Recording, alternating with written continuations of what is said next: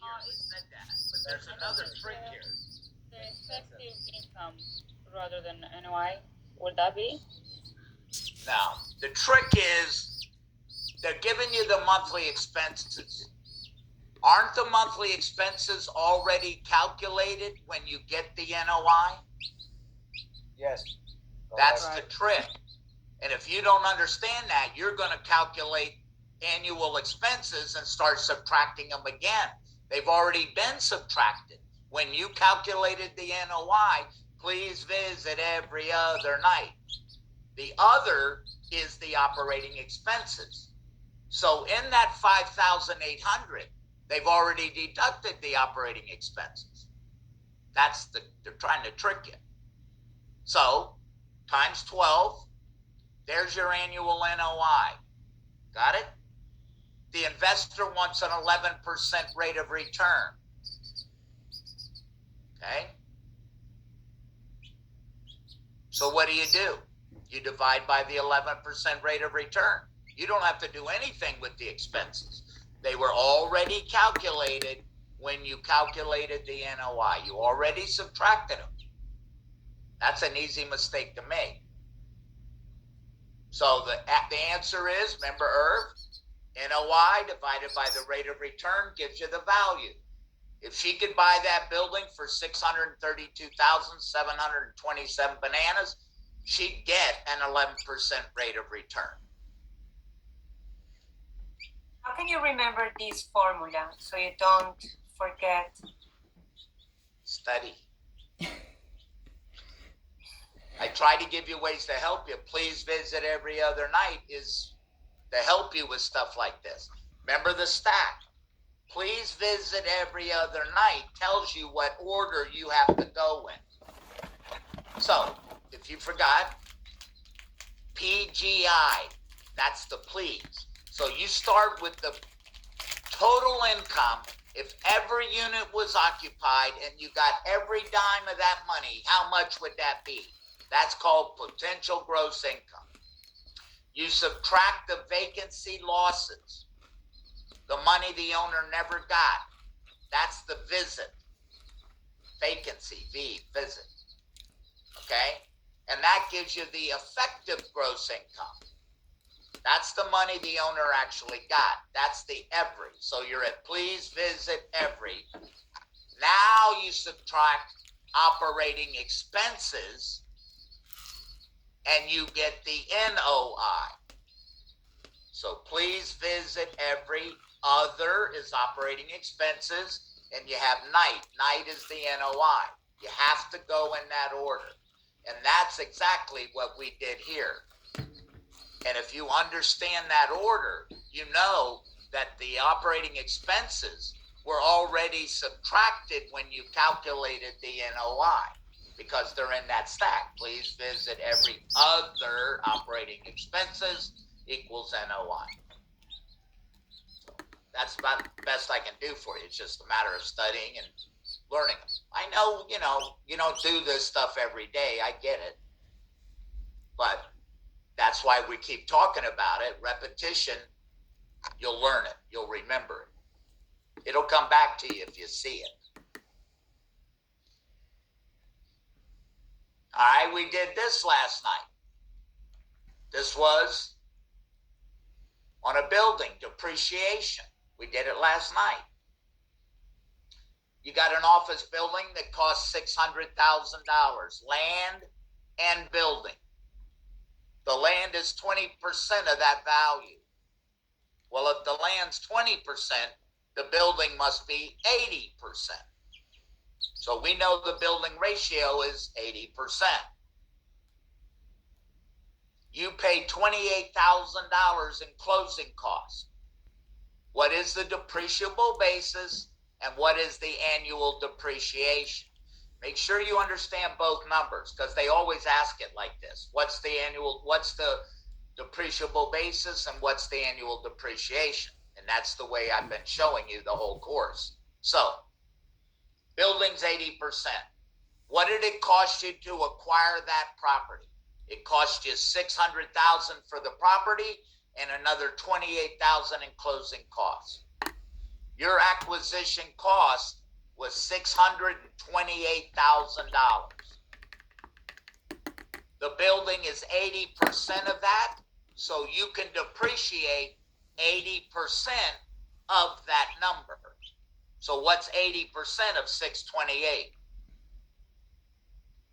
That's your depreciable basis.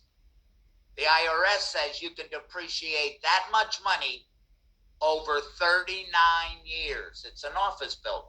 39 years. So divide by 39. And there's your annual depreciation. And you always count the closing cost, right? Always. Yes. So I have a question. I mean, it's not a question, it's more like a realization. The depreciation, they say that in 39 years, the property basically goes to zero value. There you go. That's exactly what the IRS is saying. A little bit different than what you said, but you absolutely have the right idea. So if you're looking at it like she's talking about, what the heck is this? What's this 39 years stuff? If you depreciate every year for 39 years, $12,882, how much money will you have sheltered from taxation? Pay no tax on it. How much? The depreciable basis. You have gotten back the value of the building. Remember, land doesn't depreciate. That's what's happening. You have recaptured the cost of the building because you already determined the building value and the closing cost associated with the building was $502,400 depreciable basis, right? 80%. So if you take $12,882 every year for 39 years, you will have gotten back, because you pay no tax on that annual depreciation. No tax. You will have recouped the cost of the building. So like she said, the building's zero. That's basically it. You got all your money back. They're not saying the building's worthless. That's what I meant. It's not exactly what she said. They're not saying the building's worth zero. What they're saying is you got back all the cost of the building. Everything you paid for it, you got back because you didn't have to pay tax on that money. Tax-free. Until you sell it, as we know. So, very good observation. That's exactly what it's saying to you. And if it's a residential property, it works exactly the same, but you recoup it over a 27.5-year period, a shorter period. Land never depreciates. Ray, this has nothing to do with the test, but if you have a residential, used to be your home, and now you put that property for rental, you can depreciate. Yes. Long as it's a rental income property. By using the price that you had. You can't, yes. What you used to acquire it. Correct. Okay. Correct. But you can't live in it. It can't be your home. It has to be an investment property. Correct. Rick, I have a question regarding this problem. Okay, go ahead. So what's confusing me, I guess, a little bit is when you're adding the closing costs and I think depreciation on just the building, and I guess I think taxes, you just write up. I mean, closing costs, you write them off, or so I don't know how the building depreciation itself, the structure, and the closing costs tied up. It's a benefit to the owner, the investor. Right. The IRS says you can depreciate the building, but never the land. Right. And then they say you can depreciate any closing costs Okay. associated with the building, but not the land. That's That's why you have to determine building ratio. What percent of the value of that property is the building? 80%. So you can depreciate 80% of the cost of the building and 80% of the closing costs. So we just put it together and take 80%. It's the easiest way to do it. Yeah, I just needed I needed to hear that, the 80% also Right. from the closing costs. Correct. You And then can't I do would the have other done that. 20 because that's for the land. See, land's 20%, so 20% of the closing cost was for the land. You can only take the building. Yeah, because I always thought about closing costs like a write-off or deduction in your taxes. Well, you're not- thinking about capital gains. That's another whole No, ballgame. no, just overall. Okay, I got it now. Thank you. Appreciate it. You can write it off as an expense for Yeah. capital gains purposes, but that's not this. No. You got it. Okay. You understand it now? Why it's 80% or 70 or whatever it is? Yeah. I have a So question. let's just say the building was 75% of the value. Then you would depreciate 75%. I have a question. Can you Yes. add to the building property also all the improvements you did to the building? Say that again now. Can you add all the improvements that you did to the building? That's capital gains. That's not depreciation. Okay. You're confusing two things. That's going to cause you a problem. The answer for you would be yes if you're calculating capital gains. Okay. But that's not this. This is Okay. depreciation, which is Okay. different. Thank you. We did this last night. Percentage lease. So you got a store in a mall that pays $3,200 a month rent. They have a 7% overage that they have to pay. So they want to know above what annual sales volume do they have to start paying that 7%. Calculate their annual base rent. So their annual base rent is $3,200 a month times 12. There's their annual base rent. Now divided by the percentage. In this case, it's 7%. Let's just say they said 3%. Divide by 3. Divide by 7. Whatever they say. That's all you got to do. So in this case, the answer is when their sales exceed $548,571, they have to start paying 7% of anything over that to the landlord. Just divide by whatever percentage they tell you in the problem. It probably won't be 7%. I'll tell you that right now. It's probably going to be something like 3 or 4% because that's more normal. 7's very high.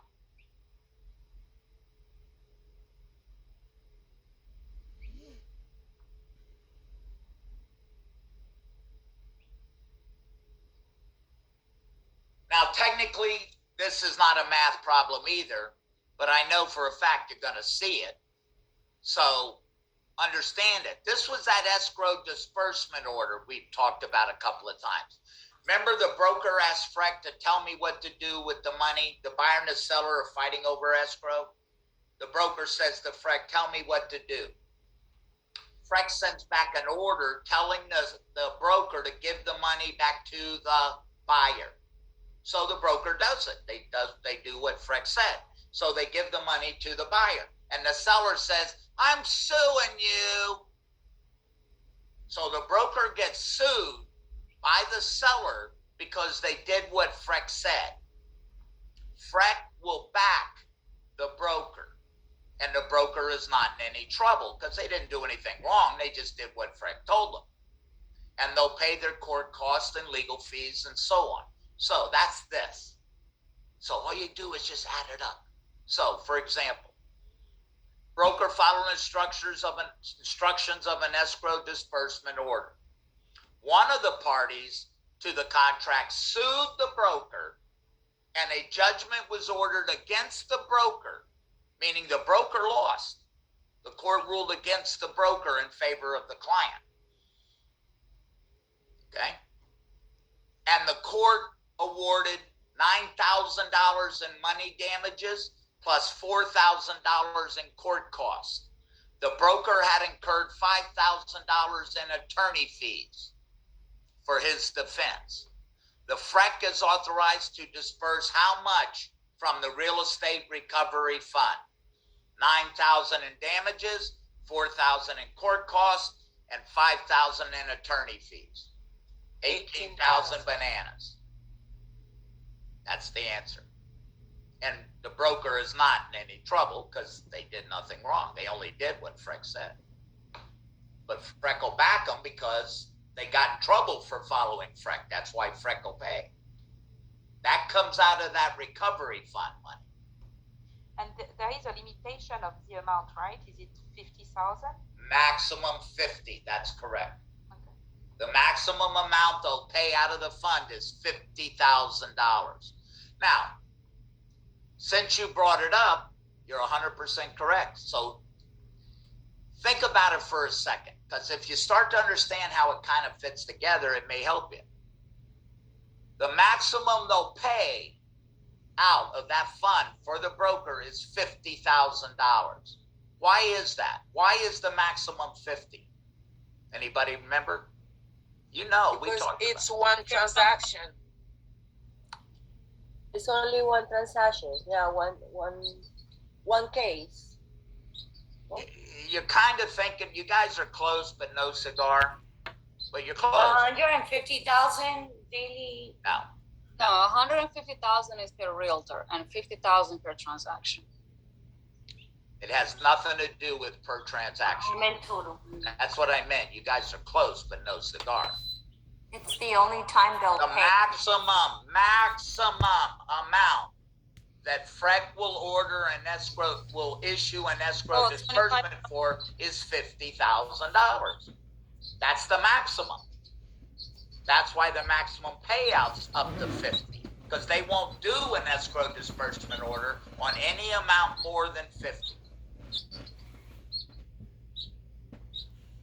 There you go. Rick, but you didn't answer your question. What was my question? Or that why do they just give $50,000? Because that's the maximum payout they'll order on an escrow disbursement order. They won't issue an escrow disbursement order for more than 50. If you ask them to, they won't. So since that's their maximum escrow disbursement order, that's the maximum they'll pay out. So if you have more in escrow, then Then you gotta go and you gotta file for an interpleader. You gotta go to court. okay. Right. Exactly. Anything over 50, don't bother asking, because they'll tell you no. So you've gotta file an interpleader in court and let the parties sue. Okay. So in That's this the reason. case, Don't lose sleep. I shouldn't even have brought it up. Don't lose sleep about this. I just thought you would remember that the maximum escrow disbursement order ordered by Freck is $50,000. That's why it's the maximum they'll pay out, because they won't issue an escrow disbursement order for more than 50. So that's the reason. Got it? Here we are with our please visit every other night. So, you got a property with a potential gross income of $95,000. The vacancy and collection losses are 5%. That means 5% of the 95,000. Okay. Operating expenses total 18,000. Mortgage payments are $1,800 per month, and the cap rate is 11%. What is the property value? Now, we already know how to do this. We just did one somewhat similar. IRV, I over R times V. So first thing, you got to calculate the NOI. Please visit every other night. And they give you the 1,800 per month to confuse you. That's the mortgage payments. Mortgage payments are the mortgage payments. Mhm. Here's the big question. Do mortgage payments have anything to do with the NOI? No. Good answer. No, they are not an operating expense. They are not calculated in the NOI. They have nothing to do with the NOI. So you answered your own question. Good. So forget the mortgage payments. Because remember, mortgage payments are not an operating expense of a building. Remember, buildings don't have mortgages. People do. Mortgage payments affect the return to the investor, but they're not a cost of running the building. Therefore, they do not affect the NOI. So you got a potential gross income of $95,000. 5% of that is vacancies. So there's a couple of ways to do this. I don't want to confuse you, but you could take 5% of 95,000 and subtract it. Or since vacancies are 5%, you could say, what's the effective gross income? 95% of the potential gross income, right? 95% because 5% was vacancy. But that's what you got to calculate first. Take the vacancies out of the PGI. So you got a PGI with a 5% vacancy rate. That's $4,750. This investor is losing to vacancies. Subtract the vacancies from the PGI, and that gives you the effective gross income. Do you understand what I just said about 95%? You could have just went 95,000 times 95%. That's the effective gross income. You could have calculated it like that. But I don't want you to get confused. This is the logical way. Subtract 5% for vacancies. There's your effective gross income. Subtract the operating expenses, total $18,000. It didn't say monthly, so that's the annual operating expenses. Subtract the operating expenses, and there's your NOI. Uncle Irv, I over R times V. Take the NOI, divide it by the 11% cap rate, and this building's worth approximately $656,818.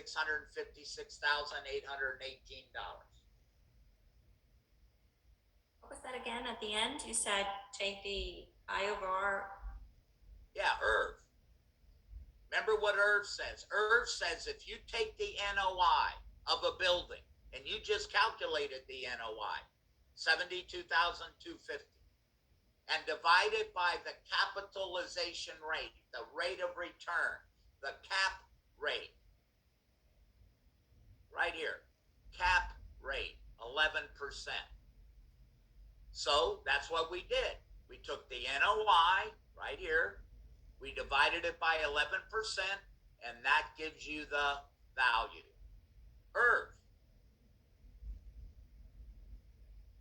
Irv's the formula used to calculate this stuff. So easy.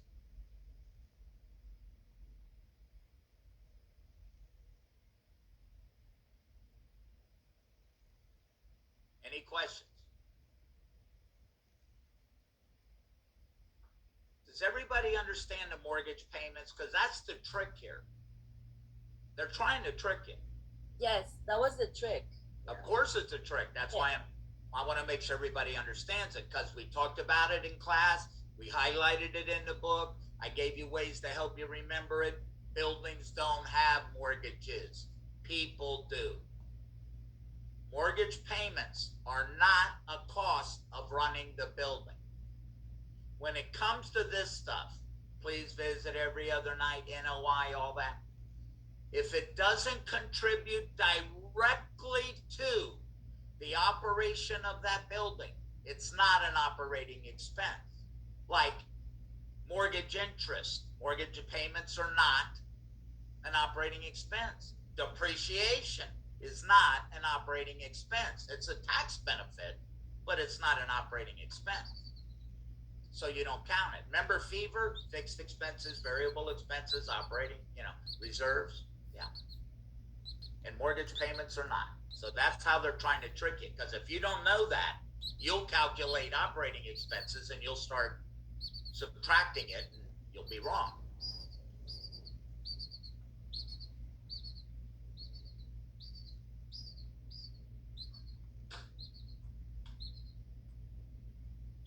We did this last night. This is a weighted average for lots, price per square foot. Instead of a house, they're saying it's lots. Works exactly the same way. We did it last night, if you remember. So just run them out. The appraiser's got 3 lots. Okay? So the appraiser starts assigning a weighted amount to each lot. And we're going to calculate the weighted average, as you know. Okay? So for lot 1, they assigned a 20% weight. For lot 2, okay? I was 20% for lot 2, I'm sorry. Yeah, 30. Yeah, you got it kind of hard to read the way it's here. So 30% weight for lot 1, 20% weight for lot 2, and 50% weight for lot 3. What is the average price per square foot? So just run out the percentages. We've done it a few times. So first lot, 30%, second lot, 20%, third lot, 50%, and then add up your values. So what's the weighted average? 36.16 per square foot. That's all you got to do. They'll give you the weights just like this. Just run them out, add it up.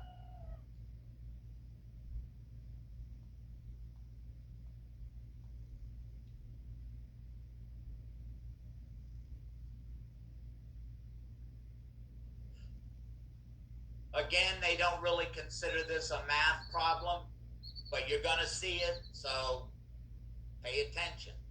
The good news is it's very easy. This is about lien priority. And we talked about that last night. Remember? The most we have what are called superior liens and junior liens. Lien priority. Who gets paid first? Superior liens get paid before any other liens. And then once they're paid, any other lien is paid by date of filing. The oldest lien would be paid next. The youngest lien would be at the end, probably never get paid because they will have run out of money by then, so they get nothing. That's this. So they're telling you a home was foreclosed on. Okay? After the government expenses of the sale are paid, there's $310,325 left. Okay. Now they got to start whacking the liens. The first mortgage gets paid first, right? They don't say anything about a tax lien or anything. They say first mortgage would be the oldest lien. So that's $237. Subtract it. They have a second mortgage, $74,312. Subtract it. Third mortgage, $42,264. Subtract it. The borrower also owes $18,655 of credit card debt. How much can the holder of the third mortgage Nothing. expect to receive? Nothing. So you subtract the first mortgage, okay? You're down to $73,325. You subtract the second mortgage, and you're out of money. The third mortgage gets zero. The second mortgage doesn't even get all their money. They get most of it, but they're short almost $1,000. The money's gone. Third mortgage gets nothing. Credit cards get nothing. That's how it works.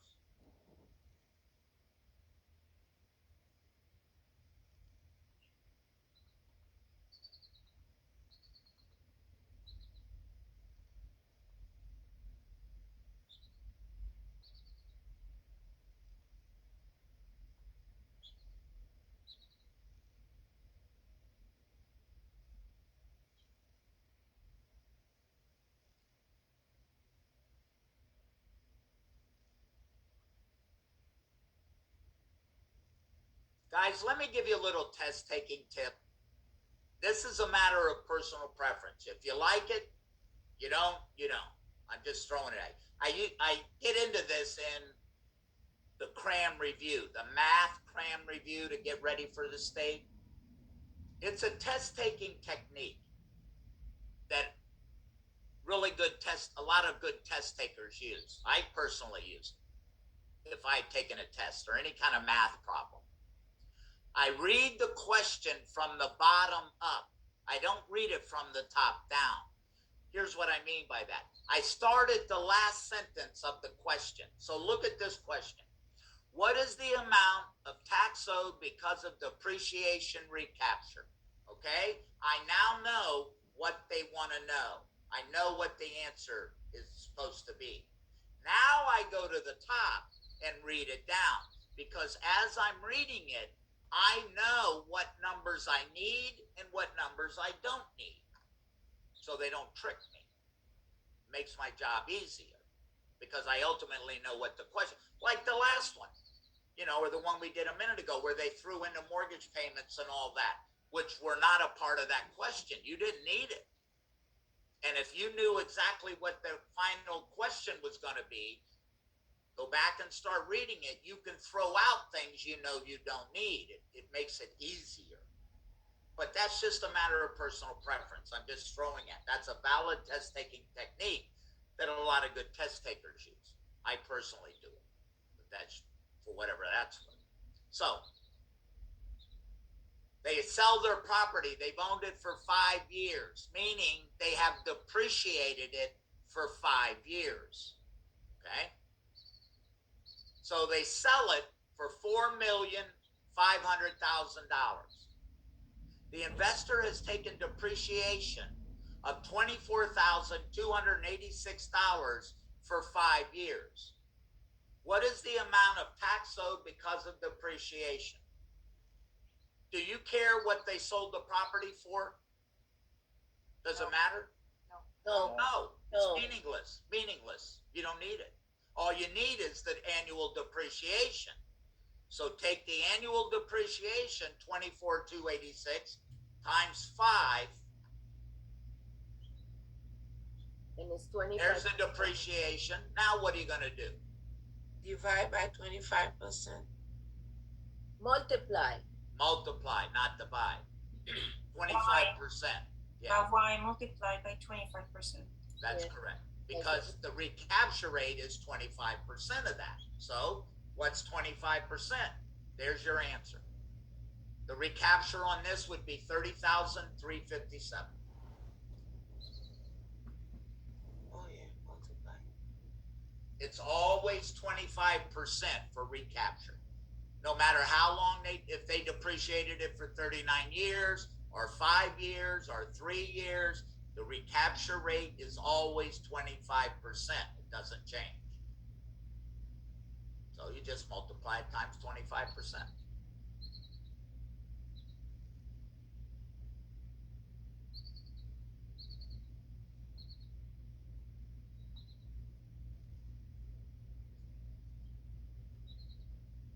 Now, this is a CMA question. Again, they don't consider this math. But I want to make sure you understand it. This is a CMA question, something you could deal with every day. If a 3-bedroom, 2-bath home sold for $486,000, a 4-bedroom, 2-bath home sold for $520,000. All other things being equal, the value of the extra bedroom is, how would you calculate the value of the extra bedroom? Minus. Yeah, just subtract, guys. If the only difference between these two houses is the extra bedroom, and it even says everything else being equal. So the difference in value must be the extra bedroom. So take 520 minus 486, and there's your answer. That bedroom's worth about 34,000.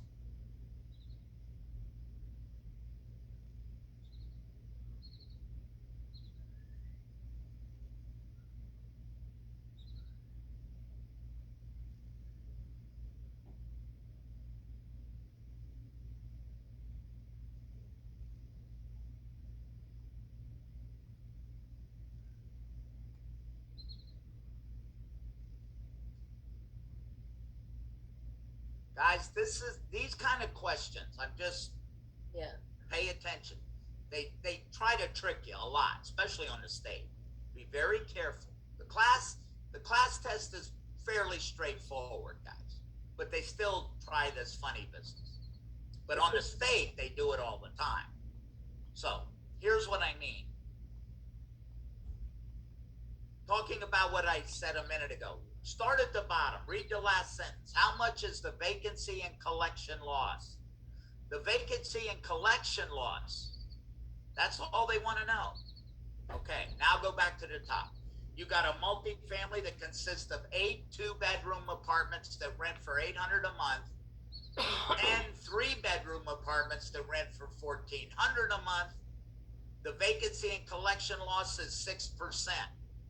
That means 6% of the PGI. You don't care what the management expenses are. It has nothing to do with the question. Calculate the PGI. So you got 8 two-bedroom apartments for $800 a month. So that's 8 a month, 8 apartments times $800 a month times 12.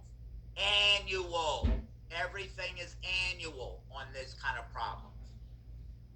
So you got 76.8 right there. Now you got 10 3-bedroom apartments at $1,400 a month. You're holding the So baby. take 10 times I've just got a 1,400 paper clip. times 12. I'll be. Add it up. That's your Go to the potential sofa. gross You income. can take her. The potential gross income on that property is $244,800 a year. The estimated vacancy rate Really is saying 6%. that, isn't it? What's Okay, 6% okay. of that number? There's your answer. You don't care about management fees. They didn't ask you about operating expenses, blah, blah, blah. None of that. They just asked you what was the vacancy loss.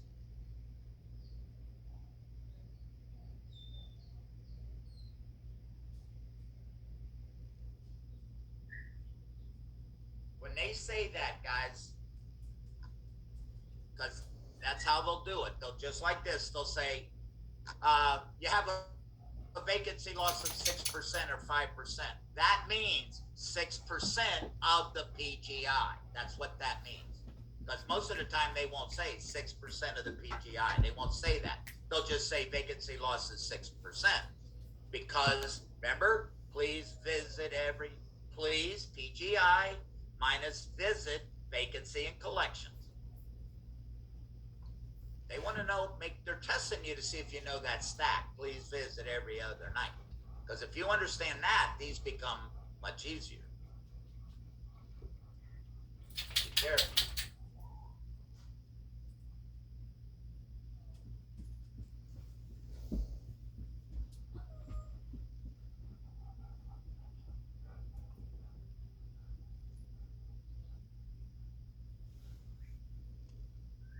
So they're asking you how much to build this building today, brand new. Brand new. How much? Just do the math, add it up. So the appraiser's calculating the reproduction cost new of a home. The appraiser measures the dimensions of the home, which are 40 by 65 feet, plus a detached freestanding garage, which is 24 by 26 feet. The appraiser estimates the reproduction cost for air-conditioned living area, $95 per square foot, and the garage to be $56 per square foot. Calculate them separate, add it together.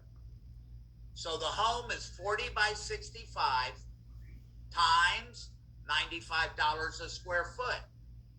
That's the living area. Now take the garage, 24 by 26 feet times $56 a foot. Add it up. There's your answer. Cost to build it new, $281,944.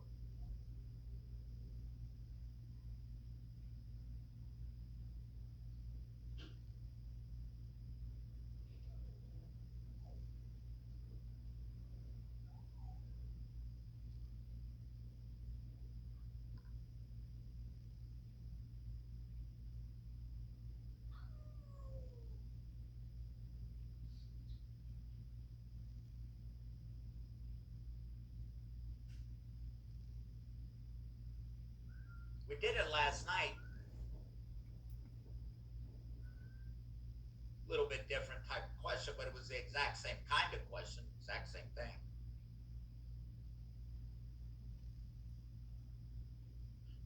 All right, this is a financing question.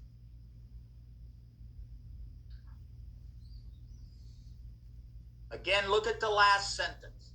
How many months will it take for the buyer to break even if he takes the lower interest rate loan? We did this last night. What's called the payback period. If they pay the points, how much is it going to cost, or how long is it going to take them to get their money back? We did it last night. So, buyer wants a $150,000 mortgage. The buyer thinks they're going to live in the home for about 4 years. Well, you could probably just stop right there in the real world and go, he should not pay the points. He won't get his money back. But that's not what the question's asking. Okay. He can get a 30-year loan at 5.75%, no points, with a principal and interest payment of $875.36, no points. Or he can get a 5.25% loan, okay, with a payment of $828.31 if he pays 3 points. How many months will it take to get the money back, to break even? Okay. Subtract your 2 mortgage payments. That's the difference. If he pays the points, that's what he saves every month. So he'll save $47.05 a month if he pays the 3 points. Well, he wants a $150,000 loan. So what's 3% of that? Remember, a point is 1% of the amount being borrowed. So in this case, it would be 3% of 150. That's $4,500. That's what he has to pay in points. Divided by what he saves every month, $47.05. So there's your answer. It's going to take him 95.64 months to break even. And if you want years, divide it by 12. He'll never get his money back. He's only going to own the home for 4 years. He won't get his money back. I said that. He shouldn't pay the points. He should keep it. But that's the answer.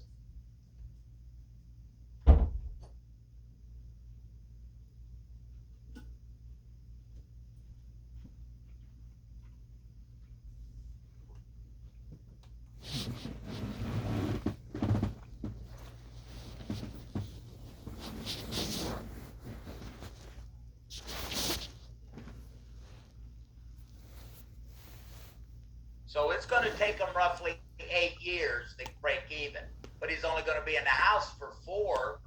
He'd be better off not paying the points, keeping his cash, take the higher interest rate, take the write-off on his federal income tax. That would be the smart move under this problem. But they didn't ask you the smart move. They asked you how long to get the money back. 8 I have years. a question. Yes.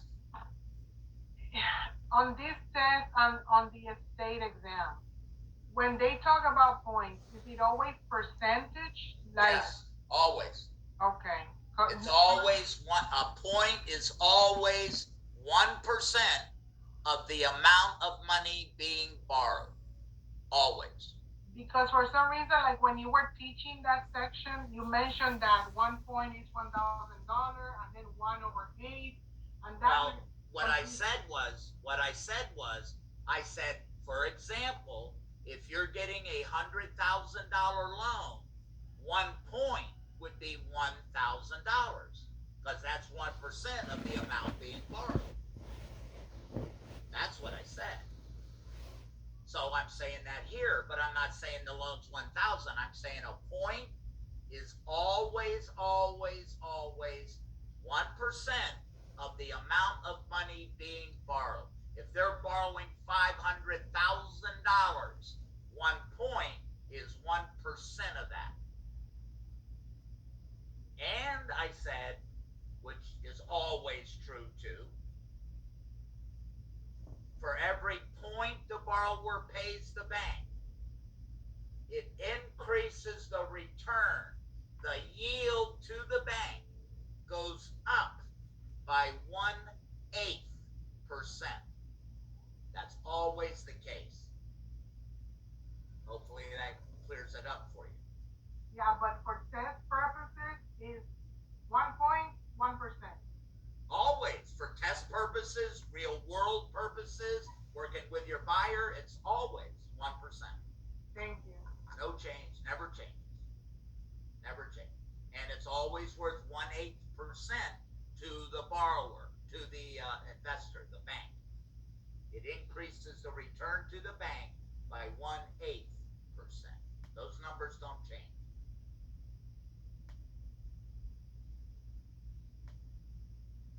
Well, what are they asking you here? What is the taxable income?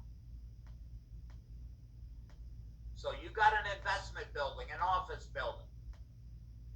It's got a $70,000 NOI.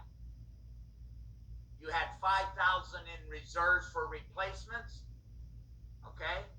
And that's included in the operating expenses. Depreciation is $8,632.05. Interest for the year, interest on the mortgage is $27,237. What is the taxable income? Okay, so what's the first thing you got to do when calculating taxable income for the IRS? Add in the reserves. There you go. Don't forget, that's the key here. So you got to take the NOI of 70 and add in the 5,000 in reserves, because the IRS says you can't deduct it until you spend it. So add it back in. So the actual NOI for tax purposes is 75,000. There it is. Okay. Now you can deduct mortgage interest, tax, and depreciation. So it tells you depreciation is $8,632.05. Subtract it. Interest for the year, $27,237. Subtract it. There's your answer. Taxable income, $39,130. Unless, for example, if in the problem it would say that it was an equity home, equity loan, an equity loan, or how do you call that? Yeah. You're right. You can't deduct the interest on that. A home equity loan, but you wouldn't have a home equity loan on an office building. So I understand what you're saying, but you're That's right. That's confusing two things. But you're thinking the right way. That's true. What she's talking about, guys, on your home, if you have a home equity loan, you can't deduct the taxes. That's what she's saying. But that doesn't really apply to this. Anymore, you can't do that anymore. Yeah, they outlawed it in 2018, I think. All right, everybody got this? Taxable income. Just don't forget, you got to add back in the reserves.